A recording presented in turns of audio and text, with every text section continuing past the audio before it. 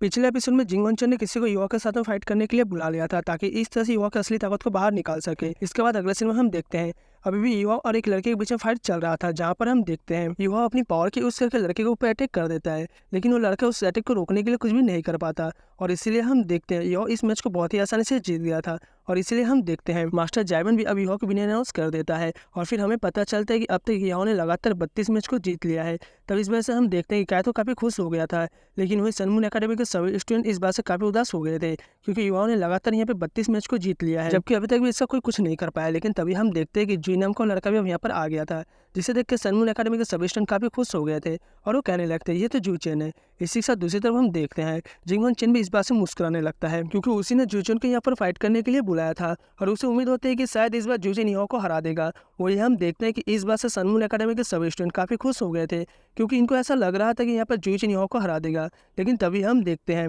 जू चेन भी युवा के साथ में फाइट करने के लिए रेडी हो गया था और इसीलिए तुरंत इसके सामने भी आ जाता है। इसी के साथ हम देखते हैं कि मास्टर जाइवन भी इनके फाइट को देखने के लिए काफी ज्यादा एक्साइटेड होते हैं क्योंकि उसे भी पता होता है जिंग वनचन युवा को फुल ताकत को बाहर निकालना चाहता है और इसीलिए शायद जू चेन ही ऐसा कर पाएगा। वही हम देखते हैं युवा भी जू चेन के साथ में फाइट करने के लिए रेडी हो गया था और वो कहने लगता है मुझे तो इसकी बॉडी में किसी भी तरह का सोल पावर का फ्लक्चुएशन फील नहीं हो रहा है। लेकिन तभी हम देखते हैं कि जू चेन युवा को अपना नाम बताता है, जिसके बारे में सुनते ही वो सभी पूरी तरह से एक्साइटेड हो गए थे और वो सभी लोग इनके बीच को फाइट को देखने के लिए काफी ज्यादा एक्साइटेड भी होते हैं। इसके बाद युवा भी जू चेन को अपना नाम बताता है, लेकिन तभी हम देखते हैं कि जू चेन इसकी फिश की तरफ बड़े ध्यान से देख रहा था, इसीलिए वो युवा से कहने लगता है मैंने तुम्हारे फिश में उस चीज को देख लिया है जिससे कि मैं काफी टाइम से खोज रहा था। अब इतनी बात कहने के बाद हम देखते हैं कि जू चेन युवा के साथ में फाइट करने के लिए रेडी हो गया था, जिसे देख के मास्टर जाइवन कहने लगता है इसकी आंखों में तो सिर्फ स्वॉर्ड है और कुछ भी नहीं, इसीलिए ऐसा लगता है कि वो एक स्वॉर्ड्समैन है। लेकिन तभी हम देखते हैं कि जू चेन अपनी पावर के यूज करने के लिए रेडी हो गया था, जिसके बाद हमें पता चलता है कि ये स्वॉर्ड असल में उसकी मार्शल सोल है।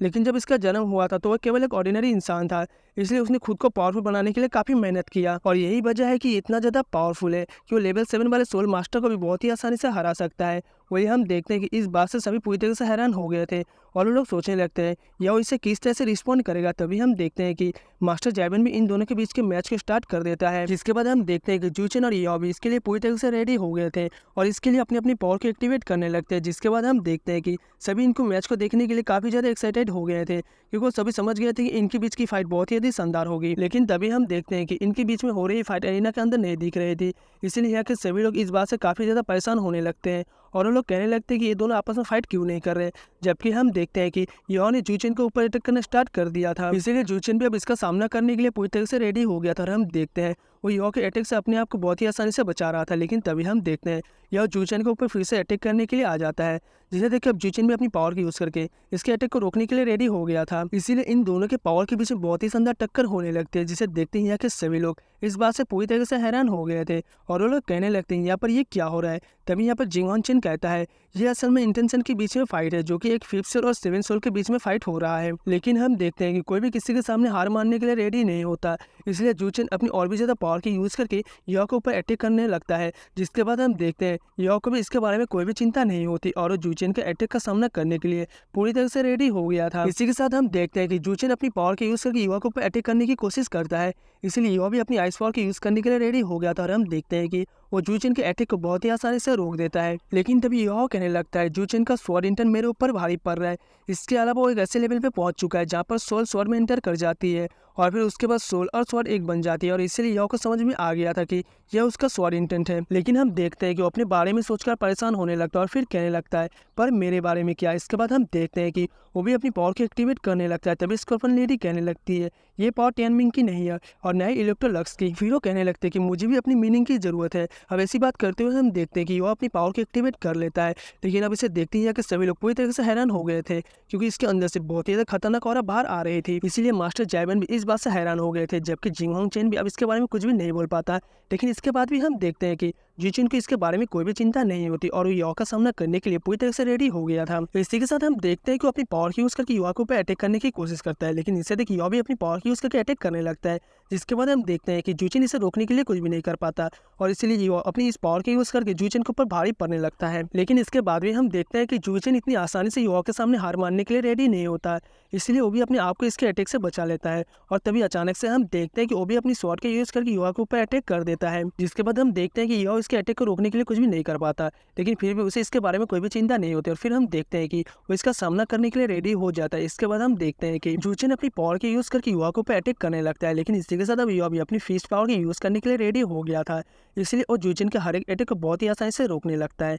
और हम देखते हैं कि जूचेन अपने अटैक से इसका कुछ भी नहीं कर पाया होता। तभी इसे देख सभी कहने लगते हैं युवा का पंच तो बहुत ही ज़्यादा फास्ट है, जिसकी वजह से कोई भी इसके बारे में कुछ भी नहीं देख पा रहा था, और इसीलिए वो सभी सोचने लगते हैं कि ये चीज़ हमारे बीच की डिफरेंस है। तभी इसी बीच हम देखते हैं कि जूचेन अपनी किसी पावर के यूज़ करके इसके ऊपर अटैक करने के लिए रेडी हो गया था, लेकिन इसके बाद भी हम देखते हैं कि युवा को इसके बारे में कोई भी चिंता नहीं होती, और इसलिए युवा भी तुरंत ही अपनी फिस्ट पावर की यूज़ करके अटैक करने के लिए चला जाता है। तभी अचानक से हम देखते हैं कि यहाँ पे बहुत सारे पावर रिलीज होने लगते हैं, इसीलिए हम देखते हैं कि सभी पूरी तरीके से इसे देख हैरान हो गए थे, और इनमें से किसी को भी समझ में नहीं आता कि अचानक से यहाँ पर क्या हुआ। वहीं उधर हम देखते हैं कि जिंग हनचिन भी इस बात से हैरान होता है, और उसे भी समझ में नहीं आता कि इन दोनों में से कौन जीता। इसी के साथ हम देखते हैं कि मास्टर जयबन भी इस बात से परेशान हो गया था, और वो इनसे पूछने लगता है कि तुम दोनों में से कौन जीता। जिसके बाद हम देखते हैं कि जूचिन के हाथ में से ब्लड आने लगता है, इसलिए इसका मतलब था कि वो इसमें इंजर्ड हो गया था, और फिर यो से कहता है कि मैं इसमें हार गया। तब इसके बारे में सुनते ही सभी पूरी तरीके से हैरान हो जाते हैं, और किसी को भी इस बात के ऊपर यकीन नहीं हो रहा था। वही उधर हम देखते हैं जिंग हनचिन भी यो के ऐसे पावर को देख के काफी हैरान होता है,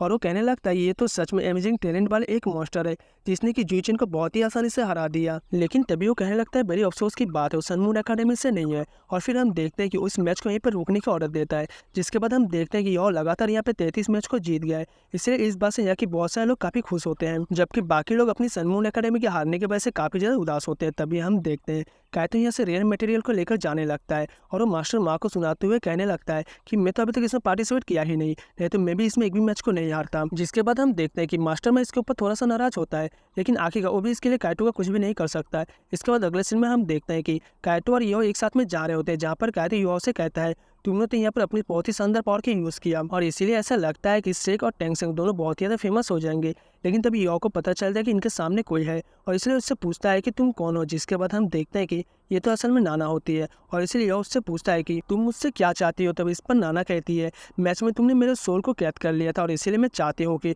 तुम मुझे वो वापस कर दो। लेकिन हम देखते हैं कि यो इसके सोल को इतनी आसानी से नहीं देता, और वो कहता है सबसे पहले तुमने ही इसके यूज करके मेरे ऊपर अटैक करने की कोशिश करी थी। जिसके बाद हम देखते हैं कि नाना परेशान होते हुए अपनी गलती को मानने के लिए रेडी हो गई थी, और वो कहने लगती क्या तुम मेरे सोल को मुझे वापस कर सकते हो, क्योंकि मैं किसी दूसरे के द्वारा कंट्रोल नहीं होना चाहती। तब इसके बारे में सुनकर यो उससे कहता है तुम्हें इसके बारे में इतना परेशान होने की जरूरत नहीं है, क्योंकि मेरा मार्शल सोल तो स्पिरिचुअल नेचर का है, जबकि तुम्हारा मार्शल सोल स्पिरिचुअल कैरेक्टर के साथ में भी मिक्स है, और इसलिए चलो मैं तुम्हें इसे वापस कर देता हूँ। इसके बाद अगले सीन में हम देखते हैं युवा नाना को भी अपने साथ में लेकर आ गया था, जहाँ पर वो कहने लगता है मैं तुम्हारे सोल को वापस करने वाला हूँ, और इसे तुम अपने आप को पूरी तरह से रिलैक्स कर दो। जिसके बाद हम देखते हैं कि नाना भी इसके लिए रेडी हो गए थे, इसीलिए युवा भी इसके सोल को रिलीज करने के लिए रेडी हो जाता है, और फिर वो तुरंत ही इसके सोल को रिलीज करने लगता है। लेकिन तभी हम देखते हैं कि यह जैसे ही अपनी आंखें बंद करता है, तभी अचानक से इसके सामने बहुत सारे दर्दनाक सीन इसके आंखों के सामने आने लगते हैं। इसीलिए हम देखते हैं कि यह भी इसके बारे में जानकर काफी परेशान हो गया था, और वही हम देखते हैं कि नाना भी इसके बारे में याद करके काफी उदास हो गई थी। इसके बाद हम देखते हैं कि वो इसके सोल को वापस करने के लिए उसे थैंक यू भी कहती है, लेकिन तभी यह उससे कहने लगता है तुम्हारे सोल में बहुत सारे दर्द छुपे हुए हैं, इसीलिए क्या मैं जान सकता हूँ क्या ये तुम्हारी एक्सपीरियंस है। तभी नाना बताती है मेरे घोस्ट सोल मुझे मेरी मदर से मिली है, जिनको होली सोल कल के लोगों ने जबरदस्ती कंट्रोल कर लिया था, और इस तरह से उन्होंने मेरे फादर को मार दिया। इसलिए जब मेरे मदर को होश आया तो उन्होंने मेरे फादर के सामने सुसाइड कर लिया। तब इसके बारे में सुनते ही कायतो पूछने लगता है होली सोल कल्ट क्या है। जिसके बाद नाना बताते एक बहुत ही मिशियस और खतरनाक ऑर्गेनाइजेशन, जिनमें से मिंगू ब्रांच सबसे फेमस है, और इनके कोर मेंबर को एल्डर बोला जाता है। और फिर वो कहती है वो लोग सोल को कैद करके उनको कंट्रोल कर सकते हैं। तब इसके बारे में जानकर यो इस बात से पूरी तरह से हैरान हो गया था। तभी नाना कहने लगते कि होली सोल कल वाले लोगों के सोल को बाहर निकल कर उनको कैद कर लेते हैं, और ऐसा करके उन्होंने मुझे भी मैनिपुलेट किया है, और वही लोग मुझे किसी कॉलेज में स्टडी करने के लिए भेजने वाले हैं, जैसे मैं अपनी ग्रेजुएशन को कंप्लीट कर लूंगी। लेकिन फिर वो रोते हुए कहने लगती है मैं तो ग्रेजुएट भी करने वाली हूँ, और इसीलिए मुझे इस बात से हेट है कि मैं अपने पेरेंट्स के सोल को भी नहीं बचा सकती। लेकिन अब इसके बारे में जानकर कायतो बहुत ज़्यादा गुस्सा हो गया था, और फिर वो नाना से पूछता है क्या तुमने कॉलेज से कोई हेल्प नहीं मांगी। लेकिन इस पर नाना कहती है उस बात का कोई भी फायदा नहीं होगा, क्योंकि मैंने एक बार खुद अपनी आंखों से होली सोल करके लोगों को मिंगू हॉल में आते हुए देखा है। तभी यो सोचने लगता है सिया तो बहुत ही अजीब तरीके से गायब हुई थी। इसके अलावा मुझे एक बहुत ही पावरफुल इविल ऑर्गेनाइजेशन के बारे में पता चला, इसीलिए वो सोचने लगता है कहीं ऐसा तो नहीं कि इन दोनों के बीच में कोई कनेक्शन है। इसके बाद यो नाना से कहता है हमें जितना जल्दी हो सके इससे छुटकारा पाना होगा, और वही कायतो नाना से पूछता है क्या तुम्हें इसमें हमारी कोई हेल्प चाहिए। तब इसके बारे में सुनते ही नाना इनसे पूछते क्या तुम सच में मेरी हेल्प करना चाहते चाहते हो। लेकिन तभी इसके बारे में सुनकर इलेक्ट्रोलक्स कहता है इस मामले के बारे में तुम्हें बहुत ही अच्छे से इन्वेस्टिगेशन करनी होगी। जिसके बाद हम देखते हैं युवा भी ऐसा करने के लिए रेडी हो गया था और इसीलिए उनसे कहता है सबसे पहले मिंगयू ब्रांच में इन्वेस्टिगेशन करना होगा। जिसके बाद हम देखते हैं कि नाना भी इसके लिए रेडी हो गई थी और वो कहती है चलो मैं तुम्हें रास्ता दिखाती हूँ। इसके बाद हम देखते हैं कि युवा अपना वेश बदल के यहाँ से जाने के लिए रेडी हो गया था, जहाँ पर हम देखते हैं कि उसके हाथ में केवल एक छोटी सी लालटेन होती है और इसी का सहारा लेकर यहाँ पर इन्वेस्टिगेशन करने की कोशिश कर रहा था। लेकिन अभी तक भी यहाँ पर इन लोगों को कोई भी चीज़ नहीं मिला था। तभी नाना उससे कहती है तुम तो शैडो को भी सिमुलेट कर सकते हो। जिस पर यह कहता है ये मेरा सिमुलेट सोल स्किल है और इसीलिए मैं बहुत सारी चीज़ों को सिमुलेट कर सकता हूँ। इसके बाद अगले सीन में हम देखते हैं वो यहाँ से आगे की तरफ बढ़ते हुए किसी दूसरी जगह पर आ गया था, जहाँ पर यह कहता है क्या होली सेल कल्ट वाले ऐसे ऑर्डिनरी हाउस में रहते हैं, मुझे तो उनके छुपने के बारे में कुछ भी पता नहीं है। तभी हम देखते हैं कि यह ने अपने आप को छुपाने के लिए एक मास्क को लगा लिया था और वो गेट के सामने आकर खटखटाने लगता है। लेकिन इसी के साथ हम देखते हैं कि यहाँ पर कोई से अंदर लेकर आ गया था। लेकिन तभी हम देखते हैं वो एक जगह पर आकर रुक जाता है, जहाँ पर उसके सामने एक बहुत ही अजीब सा नज़ारा होता है और वो देखता है कि यहाँ पर एक साथ बहुत सारे लोग को रिचुअल कर रहे हैं। तभी हम देखते हैं इनमें से एक आदमी अपना हाथ काट लेता है और फिर हम देखते हैं वो अपना ब्लड यहाँ पर नीचे गिराने लगता है। जिसके बाद हम देखते हैं कि यहाँ पे कोई फॉर्मेशन एक्टिवेट होने लगती है और फिर हम देखते हैं इनका लीडर यहाँ पे कोई पावर यूज़ करने लगा था। इसी बीच हम देखते हैं कि इनमें से एक लड़की काफ़ी चिल्लाने लगती है और इसीलिए ऐसा लगता है कि ये कोई और नहीं बल्कि स्याओ टाओ है। तो इसी के साथ ये एपिसोड यहीं पर एंड हो जाता है। तो thank you for watching. Next episode देखने के लिए वीडियो को लाइक करके चैनल को सब्सक्राइब कर लेना।